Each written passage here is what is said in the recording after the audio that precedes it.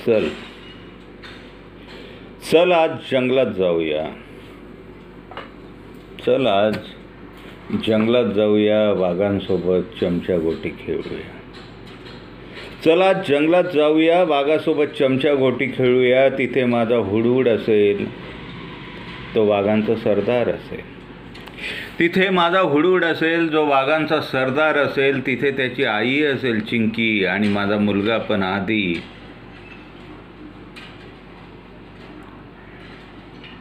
तिथे त्याची आई पण असेल चिंकी, आणि माझा मुलगा पण असेल आदी.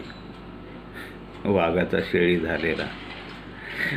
शेळी झालेला बायकोच्या तालावर नाचणारा. त्याला आता जग कळालं असेल. जे तुला जमलं नाही, जे मला जमलं नाही, ते त्याला जमलं असेल. इगोला बाजूला ठेवून तो संसार करत असेल. चल त्याचा संसार बघूया. फक्त एकदा बोल, मी आज सुदृढ आहे. फक्त एकदा बोल, मी आज सुदृढ आहे. वैचारिक परिपक्व आहे, आणि विशेष म्हणजे मी फ्रेश आहे.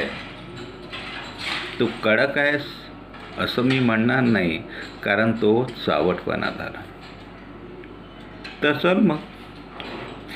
चल मग आज जंगलात जाऊया, वाघासोबत चमचा गोटी खेळूया. तिथे माझा हुडहुड असेल, त्याची आई असेल चिंकी, आणि माझा मुलगा पण असेल आदी.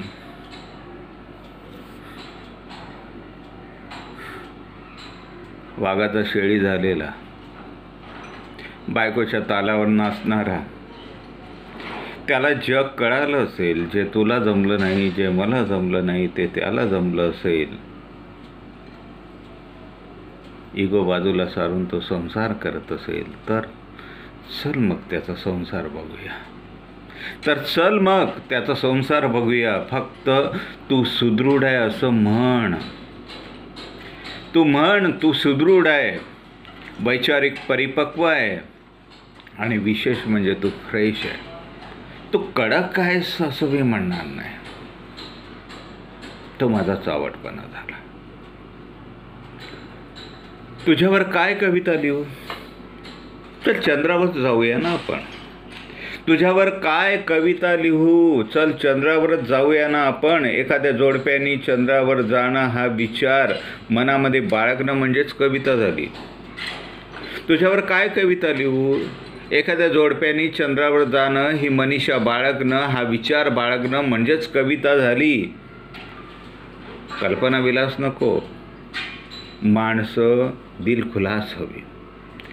कल्पना विलास नको, माणसं दिलखुलास हवी. एकत्र आलो म्हणजे एकमेकांची मर्जी हवी.